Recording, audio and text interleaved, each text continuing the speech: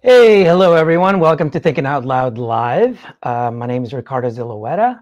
I am the host for today. This show is made possible by Start Day One, which is a nonprofit foundation for mental health and suicide prevention. And one of the reasons we do this is because we have a kind of a different approach in the way we handle mental health. We have a more proactive approach. We've learned that a lot of organizations and different people basically are more reactive. They kind of wait for mental health issues and suicidal tendencies to happen, and they just react to it. And we believe that any type of prevention requires a more proactive approach. And so, one of the things that we've learned is that changing people's perspectives in the beginning actually helps out a lot more. And that's why we have these shows where we can actually talk to different experts in the mental health arena, even entrepreneurs, inspirational people, just to help people change people's perspectives and help them out. And so we actually have an awesome guest today, which is an awesome subject. So in this episode of Thinking Out Loud Live, we invited Maureen Scanlon to learn how you can actually take inspiration from animals and make the most of your life and nurture your relationships. So she's actually the founder and CEO of Maureen Scanlon Life Coaching. She's an author, relationship expert, motivational speaker, positive change integrator, and spiritual coach.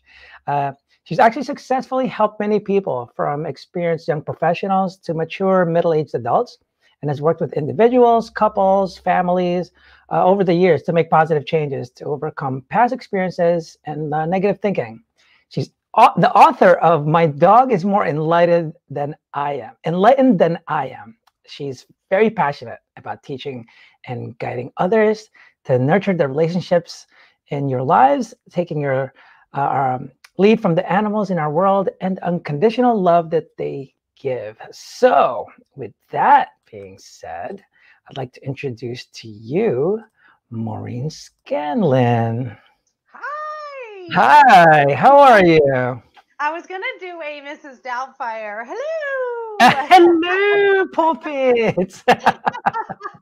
We So, where are you have calling from today?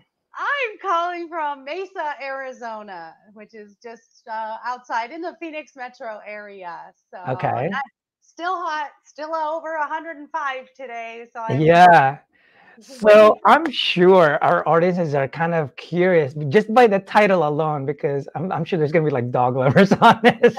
Uh-huh. But before we begin, I want them. I know I gave you a quick intro, but I want them to hear from you. What's your background? Kind of where you're coming from? What's your story and how you got into the mental health arena, and basically what you're doing now. Perfect. Yeah. Well, I started out in nursing, believe it or not, and I was always drawn to helping people, and this started even in my youth. I always felt I wanted to help people. I would recognize things that just weren't right, and I wanted to do anything I could to help them. And I now understand that's the empath in me. And as I journeyed through life, I made a lot of choices that probably were not in my best interest. But learning now that with gratitude, I needed those experiences, so I was able to come to the point in my life today where I can help others, because you really need to sit across from someone who's been there and knows how you feel. So I got married very young. I had my first daughter at 19. We moved away from the States and lived in Germany for 4 years. My first husband was an alcoholic, and he was physically, mentally, and psychologically abusive. And the interesting part is that I didn't know that I deserved any better. And it really drew me to this journey over the last 30 years of realizing that we all need to believe in ourselves and what we are worth, and that we can have a choice. So in going through those things with my marriage and going through a divorce, and then I was a single parent of three beautiful children who are all adults now, and they also went through some mental health struggles as well. One was diagnosed with ADHD, one was diagnosed with bipolar. So I learned a lot along the way of through my children, through my own struggles, and what works and what doesn't work. And the reason that I started the life coaching is that it was outside of the normal arena of therapy and counseling, and that I would be able to use these unconventional methods and think outside of the box, because I found that was how I helped people best, was to come up with what worked best for them rather than following sort of this script of what has to be done. So my husband and I got married and we were on our honeymoon in Belize. And I know just a lot, I love to talk to people. I love their stories. And a lot of people were coming up to me and sharing their story. And we were talking about different things on the island. And it was sort of this epiphany moment for me where I realized, hey, people like to hear me and they're interested in what I have to say, and I'm interested in what they have to say in their life, and giving whatever assistance I can to help them realize how amazing they are. So I started a blog early on, and it sort of just progressed from there. Someone had said to me, I heard about this life coaching, and I thought, well, what is this life coaching thing? It was brand Right. new. And Right. I looked it up and I thought, well, holy moly, I've been doing that for 30 years. So maybe I should make some money doing that. Right. And it really was, it was just a dream to start the business. And the inspiration for the book is exactly as I state, is just watching my dogs. When I would go through a hard time, I work from home, so I don't have a lot of social interaction during the day. And I would be stressed out over something, who knows, a phone call, an email. And Yeah. I would just sort of, they would catch my eye, and I would look at them, and my Chihuahua Jade would stop and just spin around and chase her tail, just out of nowhere, just spontaneously. And I thought, well, don't you have the life? I just want to stop and chase my tail, So it kind of just grew from there. And I watched them and I thought, wow, why can't we be that easygoing? And that's where the inspired writing came from. And it really flowed from there, because most people have animals, and whether it's cats, dogs, iguanas or goldfish, they provide this love, this unconditional love, and they don't have these um, per se problems. they Yeah. they trust, they're innately pure, and we can look at that and really observe them and say, I'm going to be more like that today. Yeah. So it's evolved. And right now, of course, I'm doing the life coaching, and the book is doing very well. I'm happy to say we just received our fourth award today, or this week. So Nice. yeah, Congrats. for the first book, it's not too shabby. I'm pretty happy. Yeah. And, shameless plug, we are starting a pre launch for book number 2, which I have finished. And Nice. we are publishing that one in January. And that one is My Dog is My Relationship Coach. Oh, So, no way. That's great. So that's gonna be the next chapter there, huh? Or the next. Yeah, that's awesome. Part yeah, 2. we're Well, going to thank keep you. Yeah. So going. yeah, thank you for the great story. It's so interesting what you did there. And you know what's cool, and when I was talking to you, when you're talking about thinking about your dogs, there's a lot of things that we've discussed with when helping people in mental health, where I've brought that up because of what they can teach you. And like you said, there's so much to learn. I definitely would recommend it for anyone that has any kids, is having the puppy, because it teaches them that value of life so early on, and what conditional love means, and just really how to take care of someone else, without expectation or anything like that. And I think it's just a great teacher. Like, what made you decide to write the book? Like, I know you got inspired, but were you like, I'm going to write a book about this. Like, what? How did you do that? That is the craziest story. So, you know, when you grow up, Ricardo, if you have siblings, your parents tend to say, well, you're the artist, you're the writer, you're the That's crazy true. person. Right. Uh, so in my family, my sister was very artistic. My brother was the editor of the high school newspaper, the college newspaper. He wrote for the Arizona Republic. So, never in my mindset did I ever think I wanted to write. It was never a dream of mine. Yeah. And that's kind of the cool thing about life. Sometimes you don't get a choice. You just do what comes. Yeah, You you definitely. you grasp the opportunity when it's presented. So I had Right. had headshots taken for the website, for the lifecoachmarine.com website. And my best friend, Linda, looked at those headshots and she said, "Oh, I just got this vision of that picture on a book." Now I could have been, "That's crazy. What are you talking about? I'm not Yeah. gonna." And I didn't. It was the neatest thing, Ricardo. I just looked at her and I said, "Okay, I guess I'm writing a book." And Nice. That's yeah, great. it You was know the what? craziest That's life. great. So it really just starts there. So to people that are watching, and we always tell this to people, that everything really just starts with a decision, and everything will follow after that. And people think you have to, yeah, but I don't know, Maureen, you have to research how to write a book and how do you publish. And once you make a decision, all that comes automatically. Automatic, right? What did you do? Were you like, oh my God, what do I do? Let me not start before making a Yeah, decision, right? not at all. I wrote the book in 8 weeks. And Wow. yeah, I mean That's amazing. that's how inspired it was. And I stuck to this mantra, this thought process. I only wrote when I felt good. So Oh, okay. if I woke up and I was like, "Oh, I don't feel like writing today," I wouldn't write. Yeah. Why would I want to do that if I wasn't feeling at the most peace and joyful place? And I think it's life is that But way. We should do that, and everybody should do that in their everyday lives. If it doesn't yeah, feel good, don't do it. that's cool as hell. So, but in within the 8 weeks that you had that, right?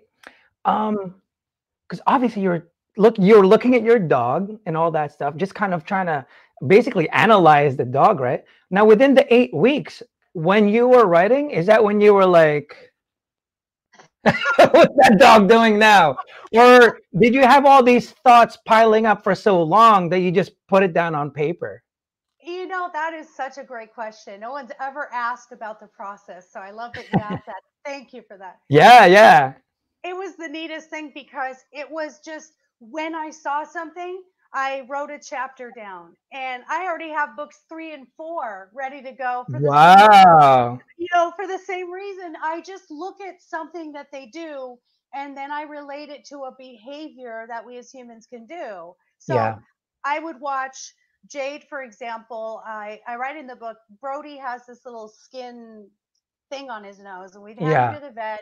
He's been on antibiotics, and it's just a skin thing. It's like a little sore, and every now and then it just kind of gets sore and it gets a little oozy. Ooh, that's kind of gross, I know, but every every single day, Jade, while Brody, the big Aussie, is laying on the ground, Jade will come up and lick his nose and clean it up for him. And oh, sometimes he's like, "Okay, leave me alone, get away," puts that paw up and just pushes her away. And other times he's just like, "Fine, all right, just do it." So yeah, it was just those little behaviors that I thought, wow, she saw a need to take care of her mother, yeah, and she was nurturing him, and he either tolerated her or he was grateful for her. yeah. That's the whole relation to That's the really animals and cool. us. You know, it's cool. One of the biggest thing that I tell people when it comes to talking about the basically relating to animals and stuff, I tell people that, especially the ones with bad childhood, and I tell them that we're all just puppies, right? Mm-hmm. And that whether you like it or not, you get traits from your parents. Whether you hate them or you really love them, you always end up with some kind of behavioral traits from them, right? And so a lot of them, almost look at their parents, especially when they have a bad, relationship and stuff like that. They really take it very, very personal. And one of the things I relate to them, so they don't really understand what I'm saying, right? So I'm just like, for example, people say pit bulls, oh my God, pit bulls are bad dogs. It's like, I don't know about their bad dogs, bad owners, Yes. because I mean, if you haven't seen a pit bull cuddling with a baby, like you haven't seen anything yet. Then, well, I don't understand. So it's not the dog itself, right? It's how it was raised. It was its experience, whatever it is, whatever, even the classical conditioning that's happened, whatever it is. Yep. In any case, so I tell them, like, that's how you become you, right? It's all kind of put together. One of the things that I mentioned is that when you look at your parents, not one parent has ever held a baby and said, oh my God, I can't wait to be really mean to you, man. Like, I am going to ruin your life. Oh, can't wait. I can't wait to be such an asshole to you. Like, no one does that, right? No one's that has that intention. And you have to look at your parents and say, they were puppies too. Like, I don't know what they went through. You look at yourself and like, oh my God, I'm this. But for someone to be like that, like, what do you think your parents went through? So they were puppies also. They were raised a certain way. They didn't mean to be that way to you. That's the way they were. That's why this pit bull is biting. It's not that it's a bad dog. It's what it knows. And that's all it really is.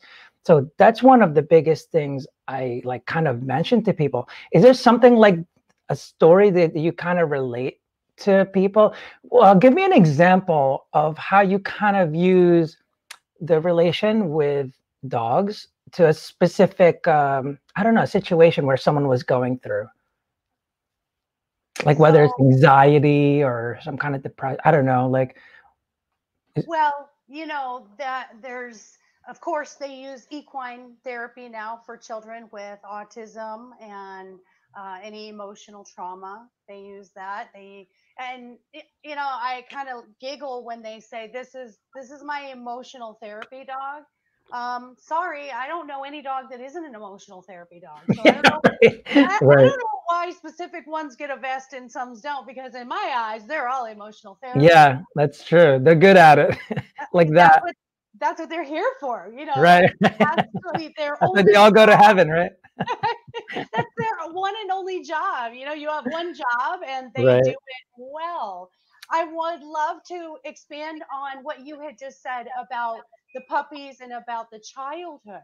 Yeah, So, what I have found in the life coaching and in the psychology courses that I've taken is we have two choices. So, we can look at our childhood and we can do a blame game. So, I can yeah, take what my parents did and say, this wasn't right. And my life is going to suck going forward because of what you did. So, yeah, there's generational repetitions, right? These cyclic things that we just keep doing. yeah, yeah, right, Or I can look at my parents and say, I know you did your best. I don't like the way that you did this. I'm yeah, not going to do that, but I have gratitude that I learned that wasn't right. So we have two sides yeah, of mindset. I'm going to keep doing what I do because that's all I know. And I don't have the mindset to believe that I can change that. And it's either, nature versus nurture. So sometimes it is genetic and there's yeah, a lot of the nurture part of it is just opening our eyes to say, if that didn't feel good to you, don't continue it and make it different. Make a difference for your children. right, right, I exactly. remember my parents, my father especially, since I ended up being a single parent for quite Yeah, a while, divorce. And my father made this really profound statement. He said, you changed generations of mothers in our family. He said, this has gone back for many, many, many generations. He said, and not only did you change the type of mother that you are, you did yeah, it you did it single-handedly. You didn't have a partner to help you in that.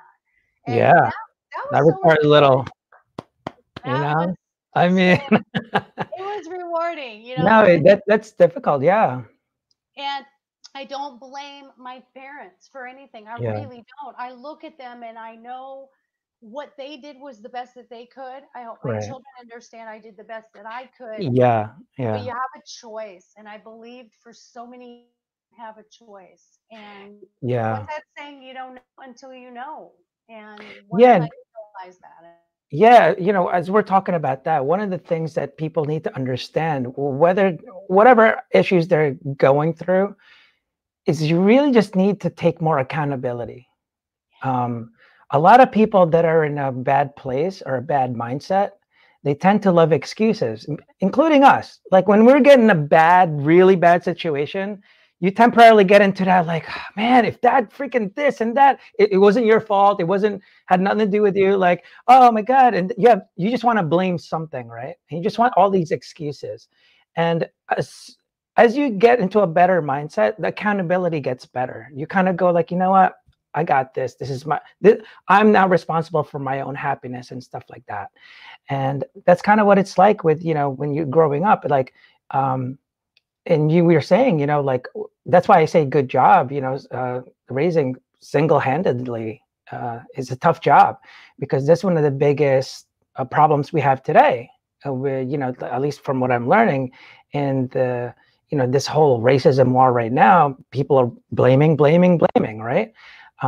Just for people that never heard this before, but when you're blaming, you make sure you blame the cause, not the result, because the cause is always an action word. It's a verb. It's never a noun. You can't just go, it's racism. You can't do that. You can't say, what's wrong with you? My mom. That right? doesn't do anything, because everyone has, or a lot of people have moms. Like, what is the verb? What's happening? Something is happening. So you really have to look at that. And because fatherless children, because growing up, again, you were a puppy, when you learn these different things. And it's a good thing that you had such a good heart and all that stuff, because if you didn't take that accountability and said, you know what, I'm going to handle it and make my kids a better people, they wouldn't turn out the way they would, right? And Right. it's really just that thing. I always tell people, it's just my puppy theory. It's like, dude, we're just puppies. Like we train the next generation and the next generation. Like it's always going to happen. When they're 18, the whole time they're in training, man. Like you're preparing them so that they don't need you after 18. Right. And how they're So going that's the whole to how they're going to go out into the world, and how they're going to right. in society as a reflection of what you've given tools have you given them. And it's Right. funny that when you talk about the puppy thing, well, I the and chihuahuas don't have the best reputation, and they're yappers, they're shaky, they're scared, they're all this, and every person that meets Jade goes, she's not a normal chihuahua. And I live, she's in the way normal Oh, in this think you're constant, and like you're you said, breaking up a little bit. oh good. It's like in segments. I'm like, eat pork. That's okay. Okay, are we good now? Yeah, right now Technology. we're good. You've gotten blurrier, but that's all right. um, Technology is not my friend. another thing when it comes to like puppies and stuff. One of the reasons this even came about, right? So I was talking to my wife and about how we handle kids. And one of the big, actually, it reminded me because you mentioned ADHD, right? And so when we were talking, they're like, man, everyone's just kind of so quick to put, uh, you know, basically drugging your kids. Like people just is the first thing that they do, right? And you're just like, man, like, have you even thought about what you're doing here, right? And so when we were talking about that, we have a husky. So they're a little nuts. They're crazy. They're hyper. Everyone kind of pretty much knows that that's the type of dog that just wants to be on the move. I mean, all you see is them pulling a sled, right? Like they want to work. And if you don't give them a job, they go nuts and just like, you know. So Yeah. anyway, when we were talking about that, it's like, when you look at a husky, it's like they're very hyper. And so she said, like, yeah, it's like giving Blizzy, which is our husky, it's like giving Blizzy drugs because she's a husky. And I'm just like, yeah, that is odd. And I'm just like, so, so what do you do when a dog is like that? You have to walk them. You have to play with them. You have to let them release their energy and all that stuff. And that's when we started talking like, yeah, but with kids, everyone's just kind of drugging them up. It's like, well, why are we doing it? We don't do it to our dogs, right? It's like, we don't do that to our dogs, but yet we're doing this to our freaking families, and which is crazy, so crazy.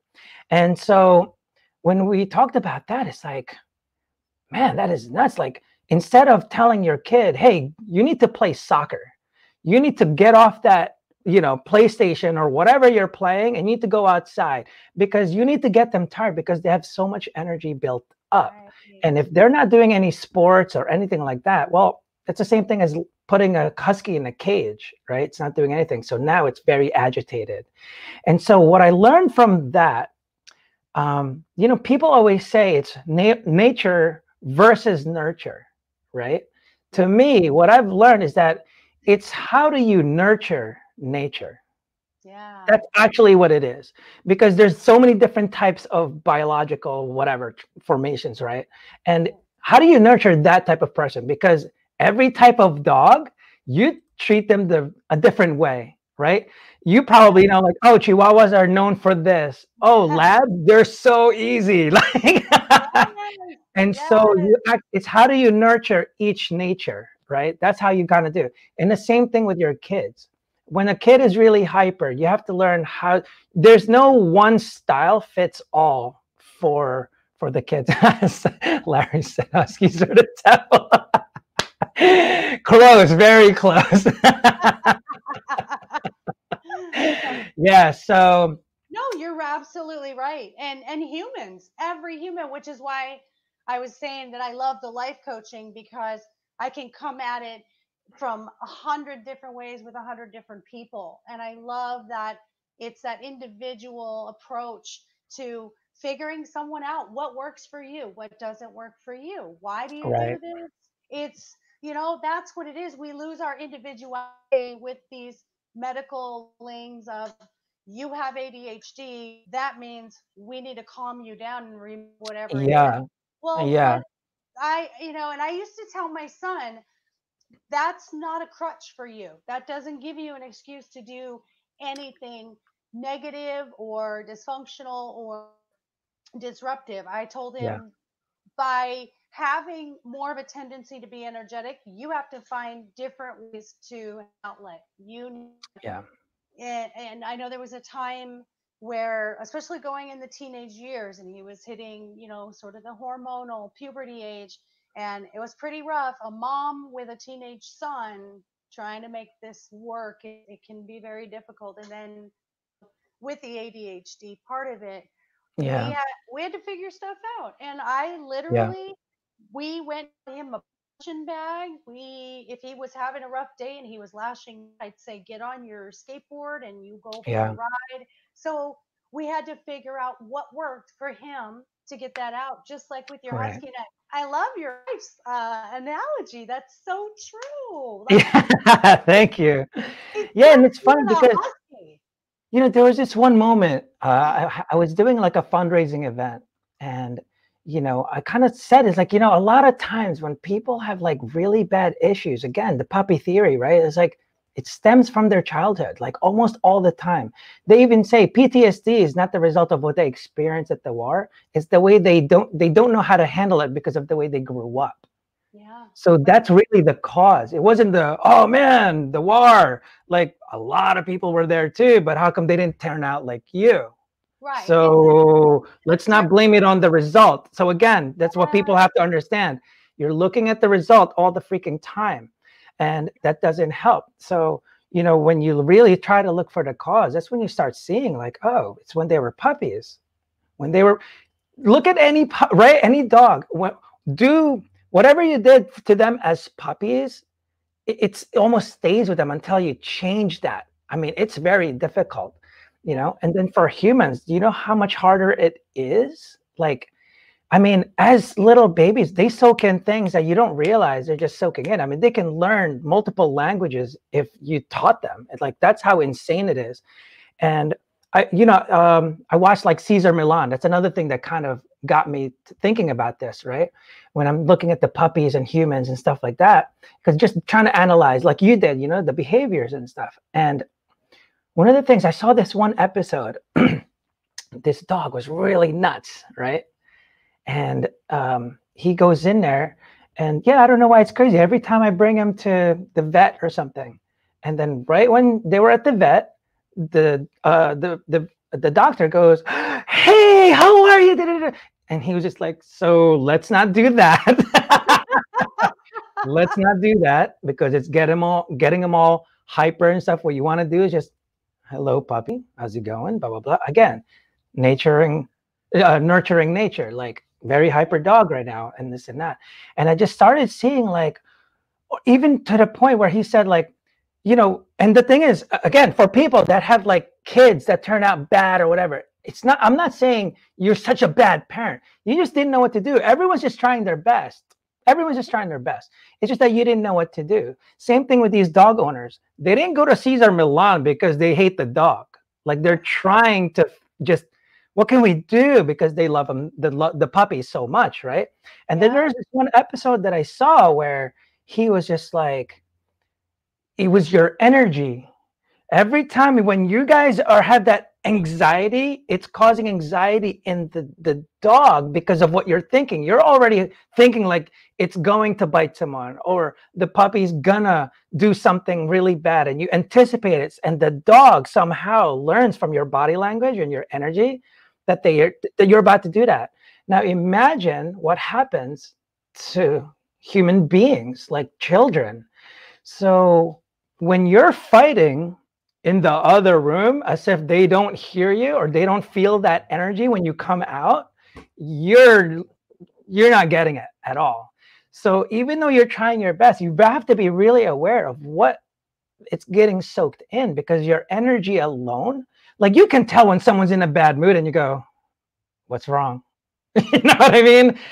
A Right. kid will even know more, like, because Yes.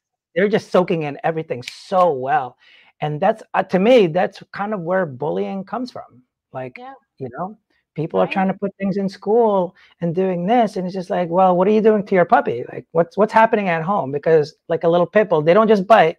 All of us, turn out, pretty good people, but something is happening, something's Yeah. causing that. And so, yeah, so that's one of the things that go into the puppy theory, Yeah. No, for sure. And then they say that, 20% of communication is verbal and the other 80% is nonverbal. So you don't things that are said, you watch, children watch, dogs watch, and energy is a really big factor. We feel Wow. people's energy. We don't even have to hear Yeah, someone say something. We know when they walk in a room, if I connect with them, if they have a high energy or they're a positive person, you can feel that energy in the yeah, world with other yeah, people. yeah. And I think that's something that, and just by what you did, just looking at the animals and looking what they do, it's just like, and then comparing it, like, oh my God, that's what's happening right now. And like I mentioned before, I was doing that, I had an event and stuff, and, I felt bad because they mentioned, like, oh, because it was for suicide prevention, it's for start day one. And, like, but what do you tell the parents? Isn't that kind of, you know, it's kind of rough to take in when you tell them it's your fault, but it's like, it's not that, but you need to take accountability though. Like, because what if it keeps happening? You have to know, Right. what did you do wrong? What could, what I mean? Like, not look for reasons why and all that stuff, but you have to really be more aware. And the thing is, no one's going to think you did it on purpose. Like, who does that on Right. purpose? You're just Right. trying your best. You just didn't know. Just like these pet owners. That's why I try to help them by relating with that. They don't they didn't want bad puppies, you know. It's just that they don't know what to do. They're not sure what's happening. Like, for example, like people that spoil their kids. You think they hate their kids, so they spoil them? Like, right? They love them so much that they spoil them, and then they go, but I did everything for them. Exactly. Like, Well, exactly. You did exactly. everything for them. And, Yeah, and you well, know, and that's called enabling, and I've done that with my own children. My oldest daughter, I enabled her for a very long time, and that's a really good point. So there's projection. So we do things based on how we feel. So I look at my daughter making decisions, and this was years ago in her 20s. I look at her making bad choices, and I feel it's my job to save her from those choices. Well, yeah, it has nothing to do with her. It had everything to do with me feeling guilty because I didn't choose a father that should have been there for her. And so it's all this projection that we do to one another in our lives. So whenever someone says that person was really mean or they did something that offended me, I always say, it's not about you. It's all about them. There's something yeah, going on, them uncomfortable. And when you were saying that earlier, about the blaming our parents, it really yeah, is. The difference is between the self-awareness that we have and the, say, like, PTSD. Some people have it and some people don't, and they could be in the same exact situation over in the war. But yeah. the difference is, what coping skills were they taught? What coping skills have they You're learned right, along the way? right, The people right, with the most coping skills are going to be able to overcome much better and look right. toward the positive, as opposed to those that don't have a lot of coping skills and they're just not aware. And Yeah. And that's kind of where, I've discussed this so many times on the show, where I tell people that's where with everyone getting trophies, I get it. It makes them feel so much better. But is it better for them nope. in the long run? Because you're not teaching them adversity. You're not teaching them how to cope with loss and how to uh, go through it. Like, they have to be able to learn that at that age. That's why it's the best time to learn that with games and sports and all these things. But if you don't let them feel that, their first breakup is going to be hell. And I believe that that's one of the biggest reasons why the suicide rate in the younger is so high. They don't know. They just got out there and now they're experiencing loss. They lost their girlfriend. They can't get the job. They're failing at school. Wait, my parents not going to come and force the A? Wait a minute. Wait a minute. I don't know what to do with this. And so they don't know how to cope with that. And that's what, when they're kids, that's what you're trying to teach them, how to do the coping mechanism, right? To how to really enhance that. And so that's why I'm not really in favor of that. And people are always doing things like that. And again, it's just like, you got to think of the long term. It's like, it's not just, I'm starting to change the idea of, like, everyone always says, live in a present, live in a present, live in a present. And I'm just like, to a certain extent. So one of the things that I learned, when people have issues or problems, it's not what they can see in their past. It's what really they can't see in their future. Yes. Your present self, I'm all about, soaking it in, present moment. But the way you live presently is how you want your future self, or what your future self would like you to do. Yes. So the future self doesn't mean work, work, work, work, so we can have that freaking yacht, because he's going to be pissed if he had zero fun, zero experience, and especially if you fail, Yeah. right? At whatever you're trying to do, because then you just miss that, because time is the most scarce thing in the world. There's no one can buy it. It's impossible. So that is like, that's a big deal, so you really have to really think about that. Like, it's really your future self, and how do you act today? It's not that I'm not saying don't relax, don't hang out in the sun, but your future self is telling you, like, you know what, take the time, because the future self is a happy one. You don't just go like, oh, I just want to be a rich one. I'll be miserable, but I just want to be rich. Like, no, you want the entire package, right? So the Right. future self will kind of guide you in that. And that's what I tell kind of entrepreneurs, like that's your boss. Your future self is your boss. People Yeah. think you have no boss. It's like, I don't know. Would your future self like what you're doing today? You know what I mean? It's so Yeah. true. It's so true. Yeah. And a So it's, lot of this is just fear based. So, your depression is the carrying of the past. So you have the guilt, you have the shame. So Mhm. that's the depression side of it. So that's from the Yeah. past. The anxiety is the unknown and the fear of the future. So you get sort of Yeah. stuck in this little vortex of I'm stuck in today and I'm holding on to the past and I'm scared of the future. So Yeah. I'm not moving. I'm standing still. And it's letting go of those fears, facing those fears. And Hmm. like you said with the children growing up, when I enabled my daughter every time and I basically saved her from falling all the time, I was doing a disservice because she didn't know how to cope after mom saving her all the time, whether it be financially or emotionally. And Yeah. I had to step back. I stepped back and I allowed her to live her life. And I actually physically had to remove myself from Yeah. her life. And she is amazing and has come so far. And she said to me, it's the best thing you could have ever done for me, mom. Yeah. And So see, it's how do you know joy if you haven't had pain? How do you know exactly, success if you haven't had failure? exactly. Happy And what versus sad. and So more, I'm telling people that it's actually a requirement for a fulfilling life, for a meaningful life, without the struggle. And that's why I refer to people like, what do you mean? You're like, have you ever seen a good movie without struggle or conflict? Like, name one. That's right, that's a documentary, man. So like, it's required. Like, imagine Titanic. Jack Dawson doesn't get her. She stayed with the rich one, and they got richer. Like, and she actually loved them. Like, right. what's the story there?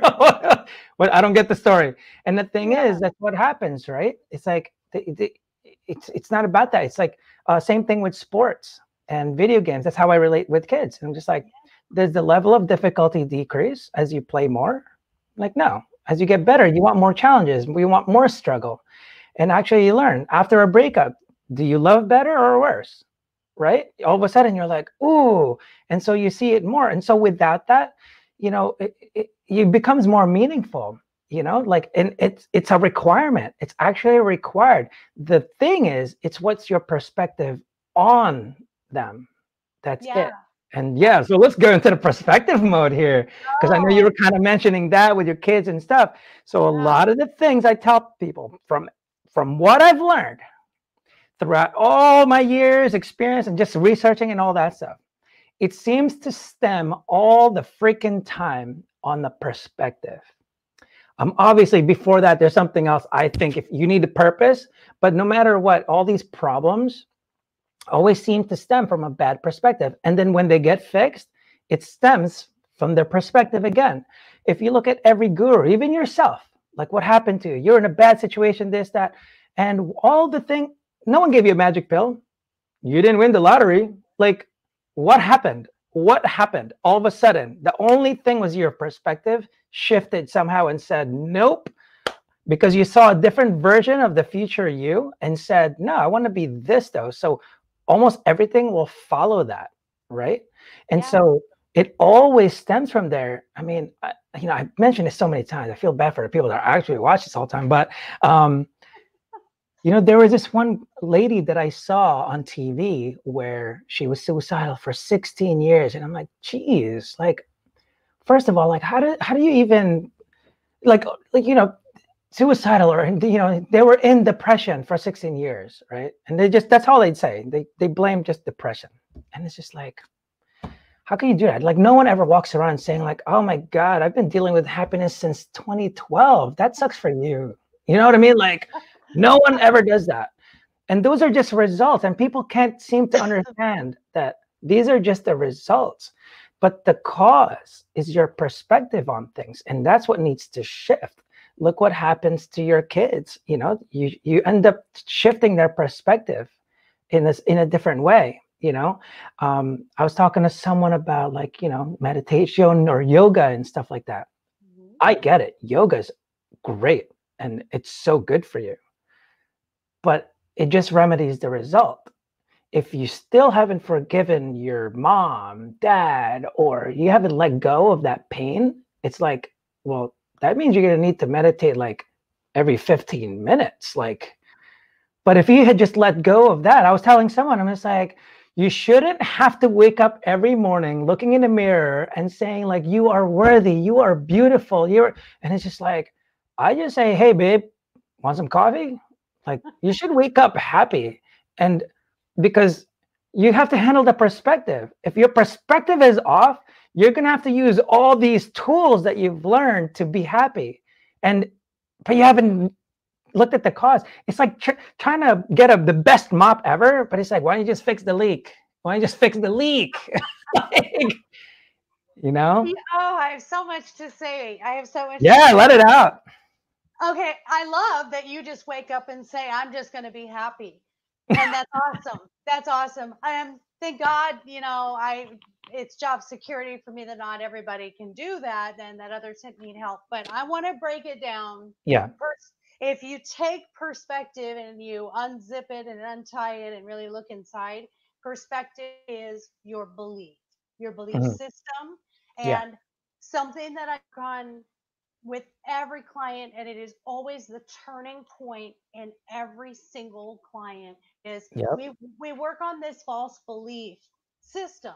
So I do this exercise and we work through these questions that bring out some beliefs that they didn't even know they had.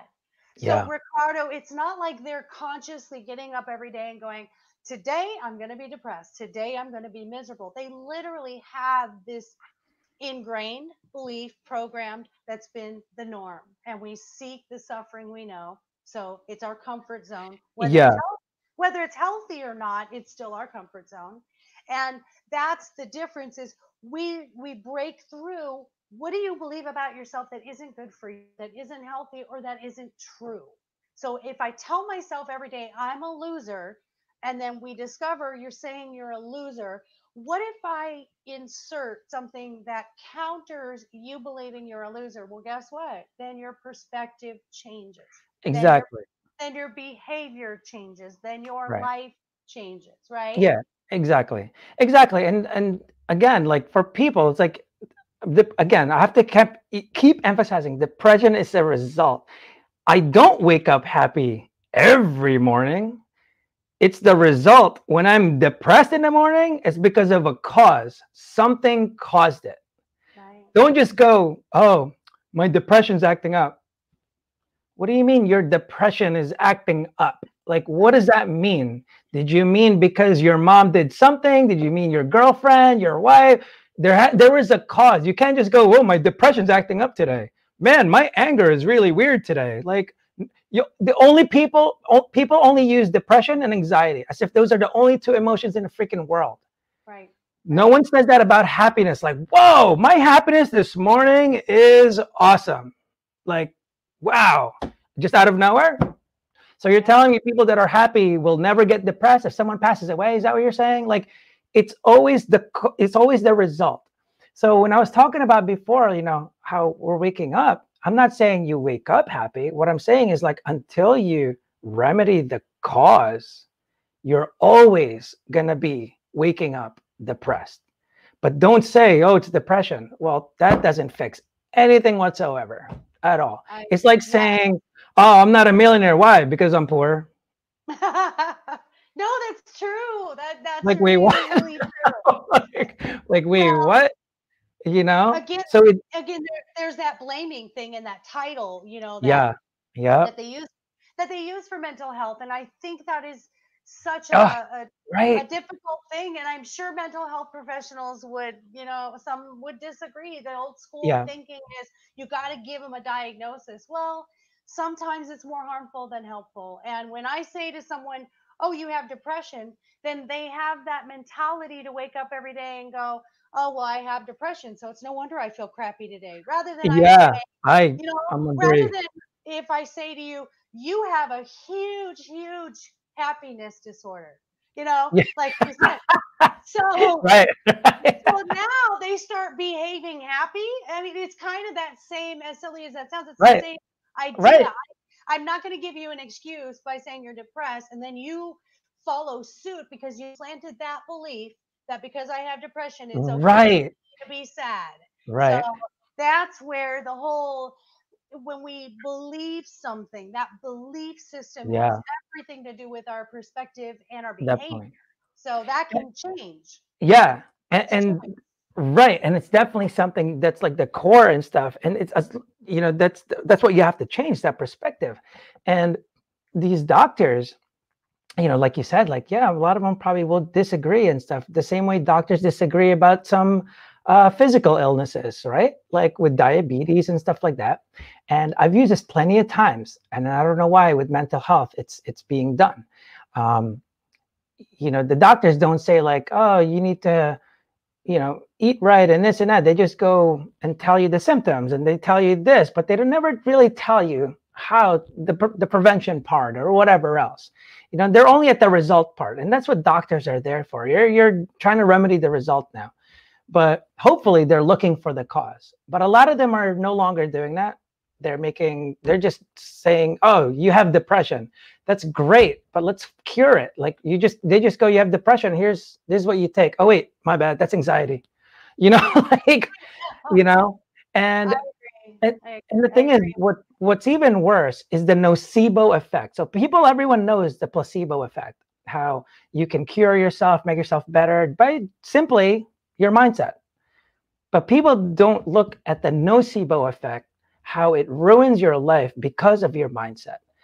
And when we talk about mental health, right? When the doctors say, and they take it from the doctors, especially when they're in that bad mindset and they're looking for excuses, you gave them the best excuse in the world from a doctor. Yeah. You have depression, you have anxiety, you have PTSD. Like, oh, they're like, yes, like I have the excuse now. Awesome. So they're not that they mean to, it's just that they're in that state of mind. And so they end up latching onto that. But the nocebo effect. And when I talk to people about, what we're saying, right? That we have to remedy it a different way. It has to be this and that. And that's not how it works or whatever else. I always, the thing that goes into my head is like, you're under the assumption that everyone has like this deeper issue, that it's not just your perspective. You're under assumption everyone, it's not because of the perspective, it's because of a deeper meaning. So you're telling me all these people, all these alcoholics, there's something deeper than that, right? Kind of like they say, like, well, that's because their mom is an alcoholic. It's like, yeah, that's not the reason, but let's keep going. But anyway, they talk about all that stuff, and they don't really realize like what's really causing it. Like, what is actually the cause of this thing? And you just keep trying to remedy the result with the depression and anxiety. And it's like, dude, we really have to look at what you're telling these people. Is it worse for me to tell someone that, hey, you could be happy, right? That it just starts with a decision and you're really accountable for it? Or there's nothing you can do about that. Here's drugs. Like, which one is better? Because you're under the assumption that it's the ones that need the drugs, that all of them are that way. All of them. And to me, I'm like, no. Even if they are that way, does it hurt them to go, hey, you have a chance, Like, if a doctor would just say that, like, oh, it's because you keep doing this and this, dude, this will be gone in 3 weeks. I got you. Yeah. It's different. And actually, one thing that stuck out when we were talking, how you got into life coaching and stuff, which is really cool, actually, because you're a psych major and everything, right? You said. No, I didn't get a Oh, degree. okay, but got Yeah. you. But what the thing that I like is that you said that life coaching has like an unconventional method of doing things, Yeah. and like. What are the major things that you saw? Was like, that you wouldn't be able to do, or like, what kind of unconventional methods were you kind of referring to? I guess. Sure. So therapy and counseling are going to really focus on your past reasons Yeah. why, and I feel not down the therapy at all, because I do think there are some people who need deeper healing, Yeah, need definitely. therapy and stuff like that. I completely believe in that. As far as life coaching goes, some of the unconventional methods I've done, say for my relationship coaching, I have couples that have been very distant and they have lost a connection. I create a date and I make them go out on a date. And they have to be, it's a surprise. I Yeah, yeah, there are couples I've even made schedule sex. So yeah, those, unconditional, yeah. unconventional That, methods. I yeah, have that's true. I have individuals where I have a really neat project that they do where they create a recipe. The recipe is them. So what are the ingredients you? And how do you make it? How does it? Uh, what can go wrong with it? So you can say a cup of give, or uh, say a half a cup, so that type of thing. Describe who Yeah, you are and see yourself in a light that yeah, others see you. And I think a yeah, lot of the life coaching that is so effective is the ability to have someone look outside of themselves, and the ability yeah. to That's true. volunteering cause like suicide Hmm. prevention. I like people that are having issues to get outside of themselves, go to an animal rescue and Yeah, volunteer there, because then you look at your problems as not so large, but that there are yeah, others out there who have larger yeah. I things. mean, it's funny, and we're all doing the same thing. Whether you're like a big time therapist, life coach, reading a book, all we're doing is shifting people's perspectives on things. That's it. We don't do anything for them. Everything has to be done themselves. Like there is nothing we do at all except try to guide them and all that stuff. I mean, obviously you can manipulate them in different ways, but still, it's really them that does all the work. And I forgot to mention even earlier when there was that one girl that was suicidal for like 16 years. I mean, she was basically one of those people that you would consider like, oh my gosh, she needs to go to a therapist. Like she's done. She was suicidal for 16 years and she took the drugs and all that stuff, didn't work. She did this therapy, this yoga, this, that, whatever. She did all of it. All of it. Everyone that you can think of, like, and she said, I tried it. I tried it. It took all the way for her to talk to the Dalai Lama. And she didn't get a magic pill, No? right? She didn't get a special equipment, a special exercise, nothing. The only thing that changed was her perspective that she was one with the freaking universe. And Yes. that was all she needed to know. She's no longer suicidal. And that, to people that are watching, and that's what I mean about changing your perspective. That's all you fucking need, man. When you can really change that from the beginning, because that's the cause. Everything follows that. Your decisions, this, like you mentioned before, I'm a loser. I'm not going to amount to anything. That's really, well, all your decisions will follow that. I'm not going to go for this job. Losers get this job. I'm not going to get that relationship. Losers get this relationship. So everything follows this way until you go like, you know what? No. Like You know, I'm gonna shift. what I tell clients when they come to me? I Mhm. I ask them, and pardon my French, but I go, "Are you tired of your shit? Are you tired of your shit?" Because if you're not tired of your shit, you're not going to change. Yeah, You're not going to take the tools I give you. I say I can give you the biggest toolbox in the world, but you've got to build the house. yeah, So if, and if they're not using it ready, and there is a yeah, readiness to it, and it's the most simplest, most that's difficult thing. funny. That's the biggest oxymoron in the world. The simplest, Yeah. most difficult decision to make is, am I ready to do something different? Well, 16 years. For 16 yeah, years, that girl was not ready. She said, I like where I'm at. I'm comfortable where I'm at. This is all I know. I'm not yeah. ready. She And didn't. Yeah, she she's. had to try 20 Yeah, different methods I until she totally agree. She was until she depending figured on it out. she was depending on external factors that's going to go, well, that didn't work. Yoga, that didn't work. Because you still think the same way though. Like you didn't even want to change. Like you didn't even want to, you're just going like, no, that didn't work, and that didn't work, and that didn't work. And that's all you're really doing. I had this one guy complaining before, and I told him like it basically what you were doing when you said, are you tired of your shit? You were just going like, have you made a decision to get better? Like, Yeah. have you made a decision? And, well, people will say like, um, when I've asked people like, I have my clothing line called Fuck It, right? It's like, oh, it's fuck it. Like, when do you say it? People have asked, it's like, oh, when you've had enough. And it's like, no. So one thing that I've learned, is that enough is not an amount. It's just a decision. When Yeah. people are you tired of your shit?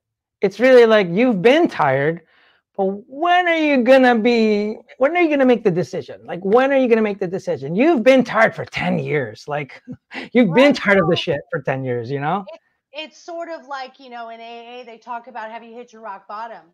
I think, I don't like that at I know, all. I know, but let me just relate it to the level of Yeah, yeah, when you hit a rock bottom per se as an addict, right? That's yeah, just that's just a way of saying that this is the point I've reached where I just don't want to go further with yeah, what I'm doing. And so you right. take that into anything in your life. I remember, if I can share this story, my daughter was in a domestic violence relationship marriage, Yeah, and her husband broke her arm, and she has 13 screws and a plate in her arm. And I remember her calling me, yeah, and she told me about her arm, and I didn't know that he had broken her arm. And she finally confessed that he had done it, and she stayed. And I was so helpless, and I didn't want to enable her again. So I said, you're going to have to decide and figure out and when you're ready, then we'll help you and we'll help yeah, you. You have to make that choice. And I remember yeah. her calling and saying, he came home drinking again, and that's bad enough. And I said to her, what do you mean? The drinking? That's your point? That's your line in the end, is because he came drinking, not that broke arm and you have a plate and 13 screws. And I hung up with her, and horrible, Ricardo, and I had to call her back because my marriage that was also abusive with an alcoholic, I had been choked and held down on the ground, and literally being strangled. But Wow. that wasn't my quote quote rock bottom. That wasn't my line in Yeah, the sand, and I going. So I felt yeah, really bad for saying to her, why wasn't that enough? And I called her right. back and I said, I had no right to question what is enough for you. When you're ready, you will be Hmm. ready. And when you discover your Right. worth and you have enough, Yeah, then you're going to make yourself. yeah. No one can make And, that for you. right. And no matter what, and that's, I've talked to someone before, and people that watch the show I've said it so many times. I met this one kid, like I mentioned before, that I was saying that it all starts with a decision, right? Anything, any kind of progress, it all starts with a decision. And this kid would just look at me like, yeah, but it's not that easy. And I'm just like, I never said it was easy. It starts with a decision. And he's like, yeah, but I'm in rehab now and this and that. And I'm just like, yeah, that doesn't matter. It still starts with a decision, man. He's like, yeah, but I'm like, oh, dude, stop saying but. Like, it all starts with a decision. Why can't you do that? And I just backed up, and he stood there for a second, and he's just like going through his database of excuses. Like, I'm talking minutes, and I'm going, what are you doing? I didn't tell you to run a marathon. I didn't tell you to read a book. Like, dude, I'm just telling you, like, starts with a decision. I'm not saying you're cured tomorrow, but it has to start there. That's why we call it start day one, right? Yeah. Um, because there's a day 2, day 3, day 4. I'm not saying tomorrow. I'm saying you better start though. Yeah, unless you Right. start, nothing was going to happen. And so he was just like sitting there, and then he finally goes, "You're right. You're right." I'm like, "I know. You're welcome. You're in rehab, and you haven't even decided to get better." Kind of like what you were saying about that girl. It's just like you haven't decided to get better. You're wasting so much time. You're going to rehab for your parents. Great. Well, guess what you're going to do after you get out? You're going to Because do again, all that you're was going to doing do was remedying the result, not right. the cause. What is the cause? You still haven't looked into that. You're still just going like, oh, it's the beer. No, it's not. It's Stop it. It's not the beer. And I hate when people blame it. on the beer, when they're saying alcoholism and stuff.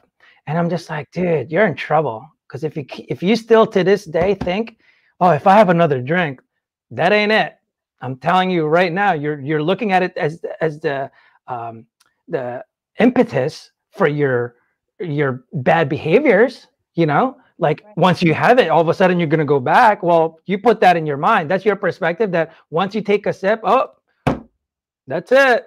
I'm a fuck up again. It's like, yeah, the Right. beer doesn't do that because I have beer. I have beer. I don't know. So that's what gets you in trouble. You have to learn that, dude, it's just your mindset. You know, they think like, oh, addiction, oh, heroin, oh, it's the heroin. No, it ain't. It's your mindset. You won't do heroin if you have a good mindset. Not because the heroin, you know, people in hospitals get heroin, even a better fucking dose of it, you know? Yeah. Right. So that's not it.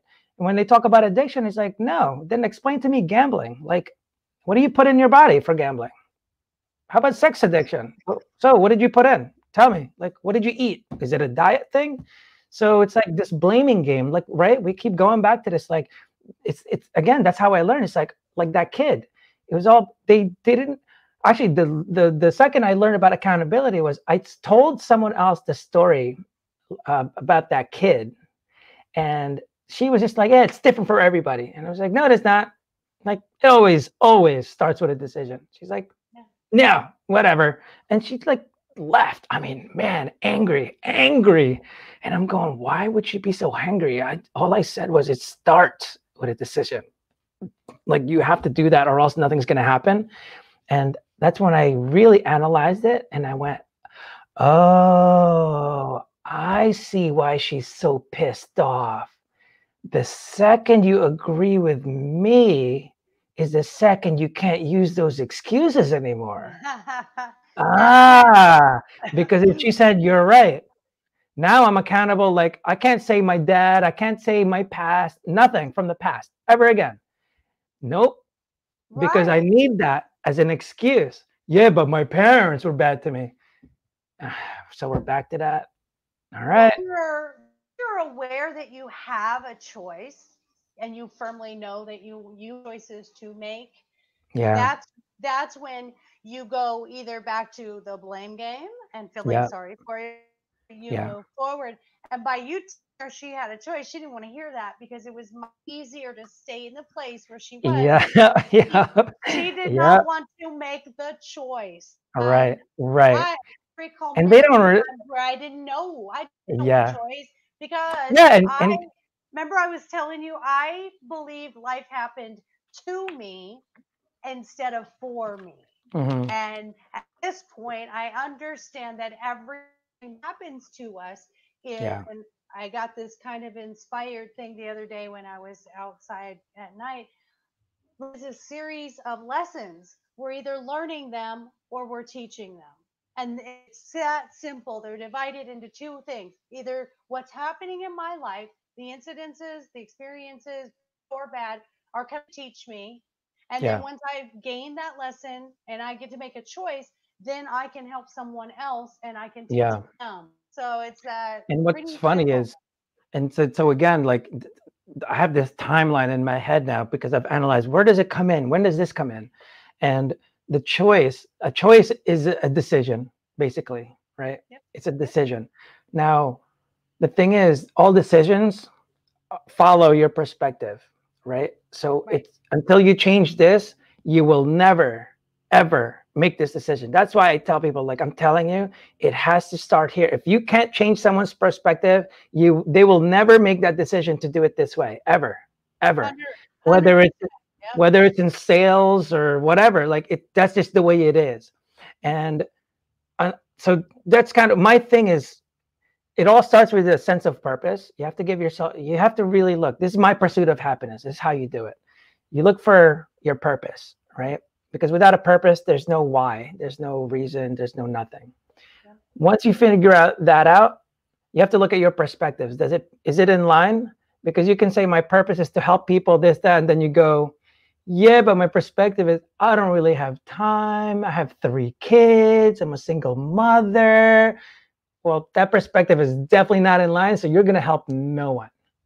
So Yeah. all of a sudden you're like, you know what if I do this? What if I do that? Yeah, I think I can do it. All of a sudden the perspective changes. Sometimes the way to help perspective is inspiration.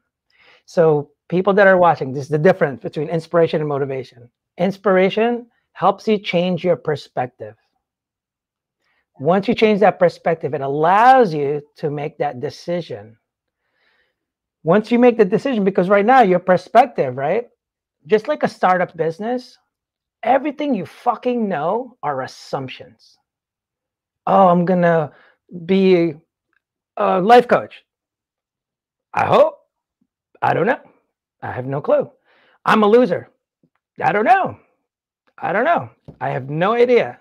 It's just an assumption. Startups are the same exact way. When I do my shit, it's like the only way you learn is by getting feedback or data. That is it. Everything you fucking know, yeah, but she's never going to go for me. How do you know? Right. Until she tells you, nope, I am not dating you, then yeah, you're right. I agree with you. But It's until you get that feedback, yeah. but the thing is, what's people don't need to know, inspiration, motivation is not the same thing. Motivation comes after the decision, the Okay. choice. And Yeah. people have to understand the choice is, it's not about making the right choice. No one really knows the right choice. You could be a doctor and be miserable. Like you could be rich and be miserable. You know what I mean? Like, but it's how you deal with the consequences. That even that is a choice. How you deal with it is a choice. How you it's going to let you affect you and all that stuff. That in itself is a choice. So, but and I'm that's gonna what's cool with I'm puppies, right? Yeah, well, and I want to piggyback off of that because, maybe we're a really good blend here. So, the logic part of that, I love what you're saying.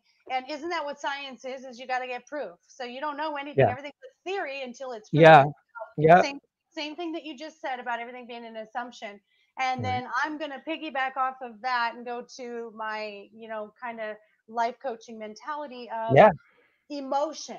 Follow your emotions. We've always been told to don't follow your heart, listen to your head, use your head. You're too emotional, you're too sensitive. And I want to undo all of those things that we're told or programmed right through life. yeah, And I tell everyone, my friends, my family, my clients, I always say, go where it feels good.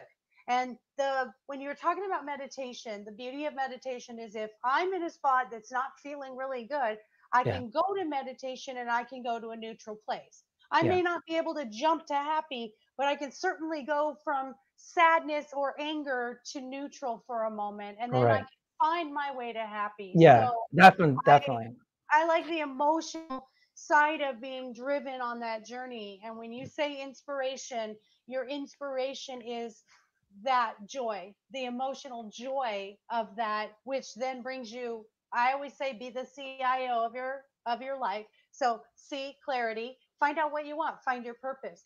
Yeah, Inspiration, just like you said, you're inspired to do something that will move you. Hey, there's the puppies with their 2 cents. They were really quiet for a long time. yeah, right. So inspiration is the where is it going to move me? Where is it going to guide me? And then the O for me is opportunity. The opportunities will come when you receive the inspiration, like you said, and then you get the motivation to move toward it. And you've Hmm. made the decision, like you said, making the decision first is Right, is the whole right. it's the starting point on your treasure map, right? Yeah, that's It's like yeah, it's and the that's you are here part yeah, before you go to the big X where the treasure is. So right. that's exactly it. And I just agree with you 100%. That's awesome. Yeah, and it's like people always assume that people have to. It's all about accountability, man. It always does. Like it's people don't understand that it's intentional to get better. It doesn't just get better. Like Right. it's intentional. You actually have to put effort into it. You know what I mean? Like, stop depending too much on, it's like, stop depending so much on external stuff and then waiting for the results kind of thing. Do you know what I mean? Like, Yes. with you change your oil in your car all the time. You don't keep going until like, whoa, what's going on? Now you have to go to the mechanic.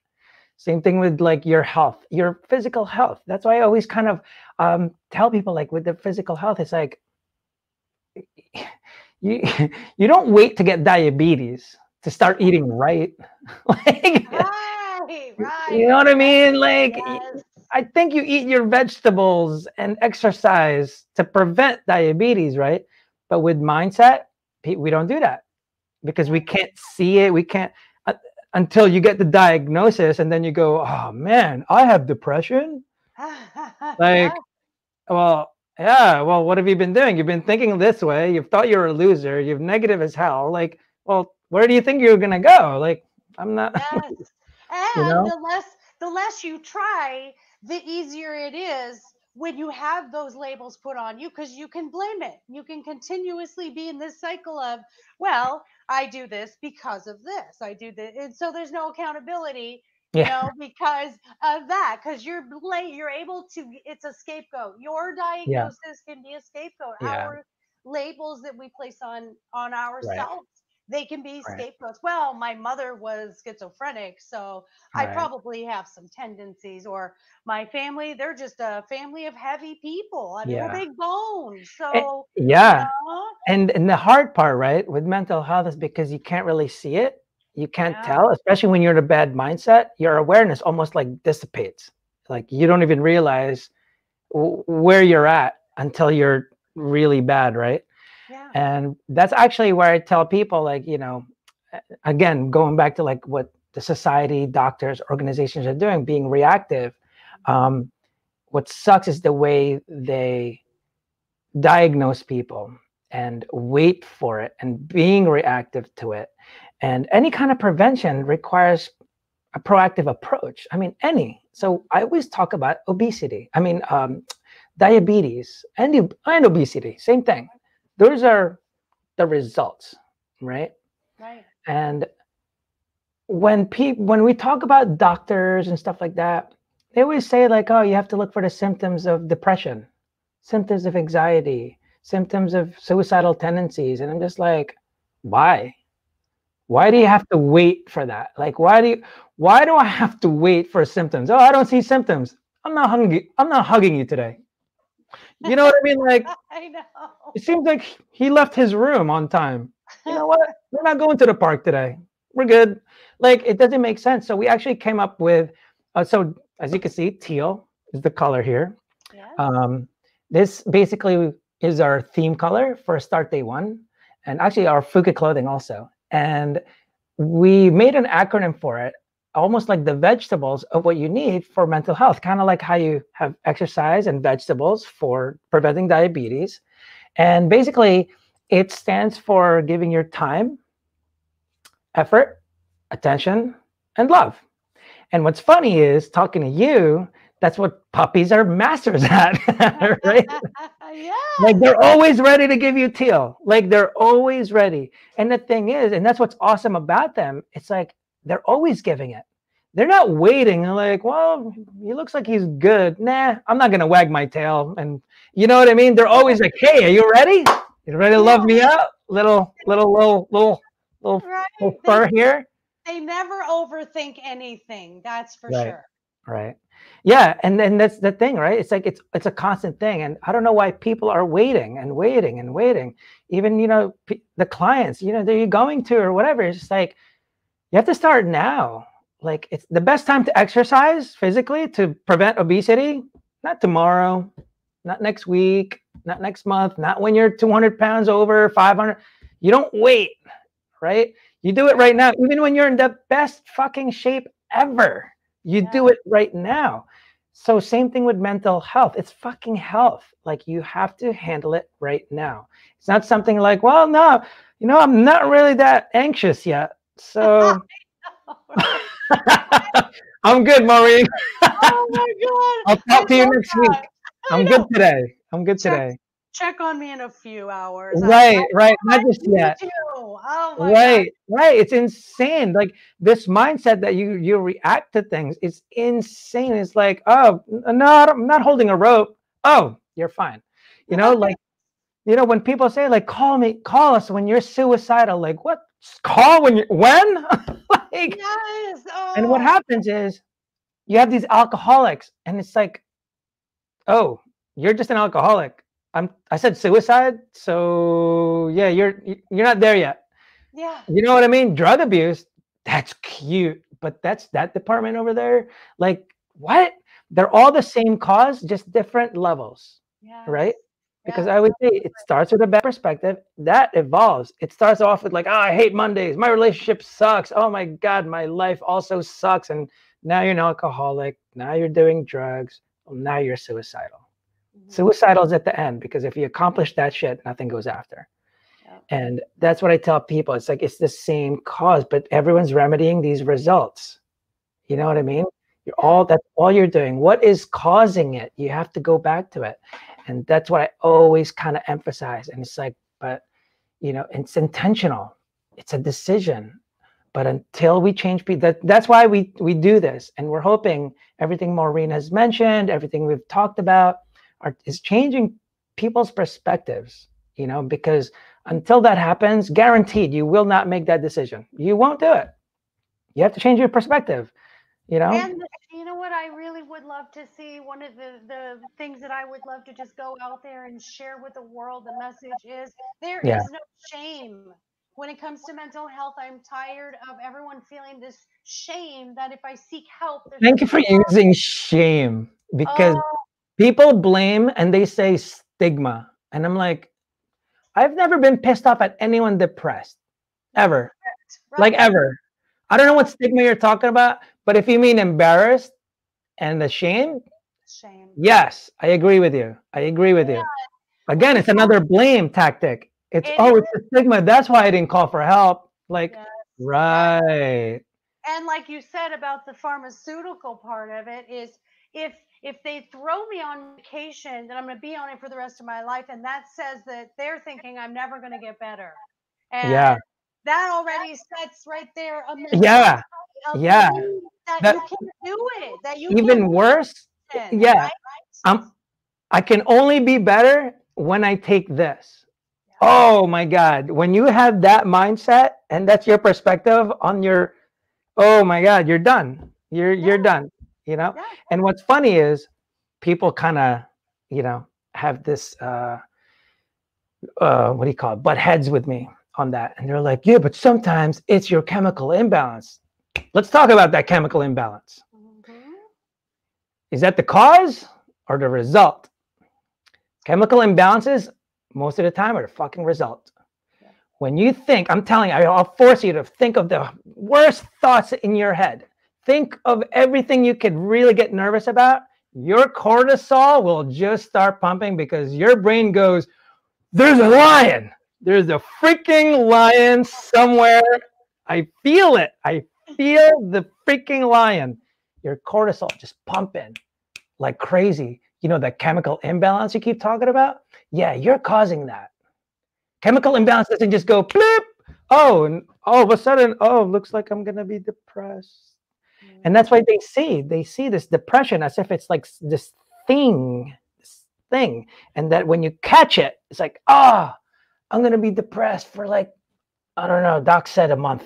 Like, it's like it doesn't work that way. You keep thinking bad thoughts because of your bad perspective. Well, that's going to lead you into the depressed state. And that's why you're in depression. Depression is not the cause, it's the result, you Right, know?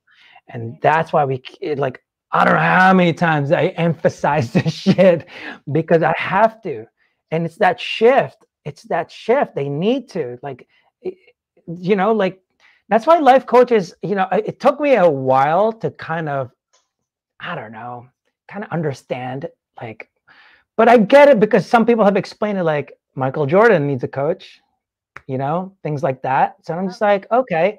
And like what you said, one of the things is like being outside. Like, yeah, your friends could be coaches, but when it's your job and you have more awareness and knowledge and stuff, it's good. Like I've kind of come across some that aren't really, you can tell they're still, because, oh, I came from this to this. Like, yeah, I can see that.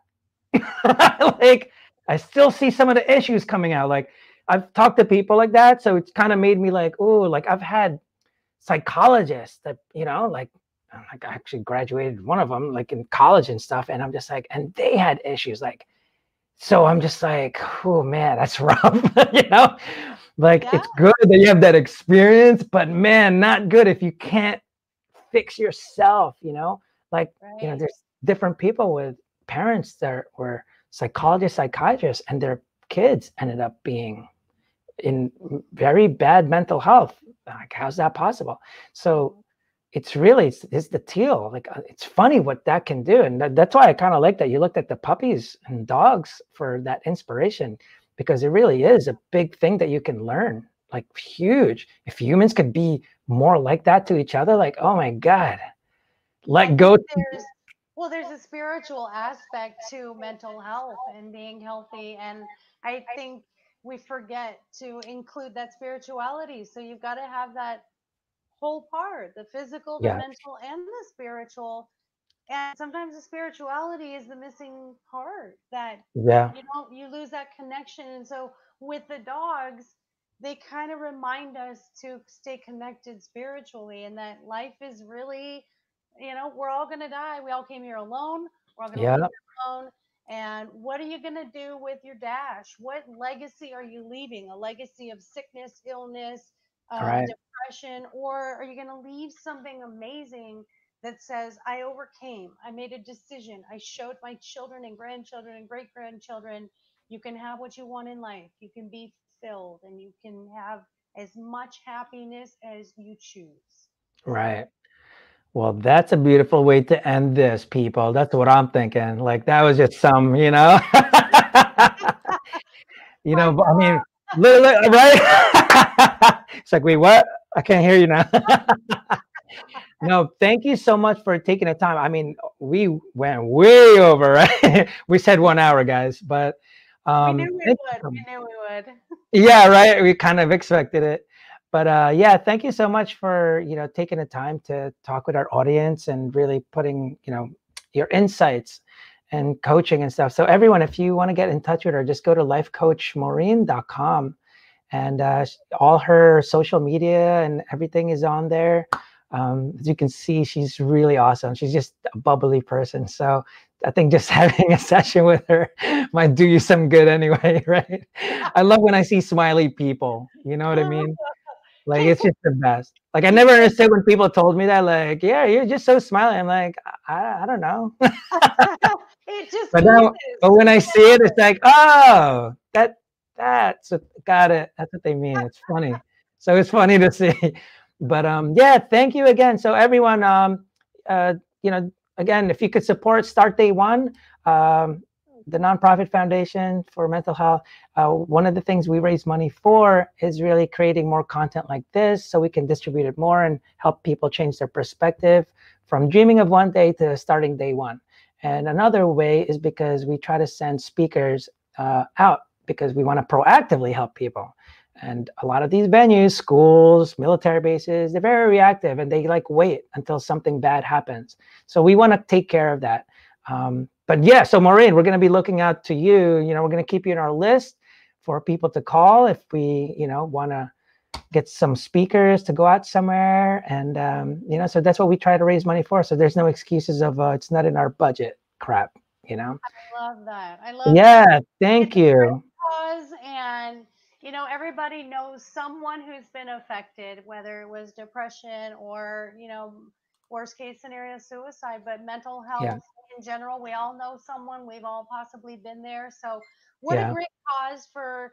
Let's start day one. Let's go proactive. Let's do yeah. preventative so we don't end up in this suicidal epidemic that we've been in. Ex- Let's oh my God. reverse it. Let's Especially, reverse this trend, guys, and right. volunteer, contribute. I would love to see this be so successful. And Thank Ricardo, you. you're amazing. You're a Duh.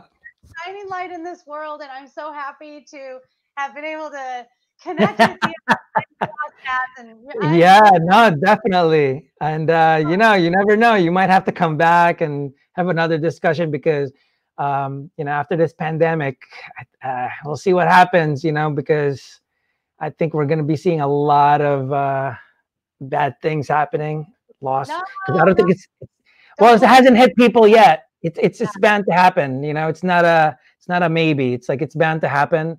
And so to me, I'm just like, well, let's get ready for it. You know, we got to get it out there. Yeah. So, but Well, yeah. So thank you.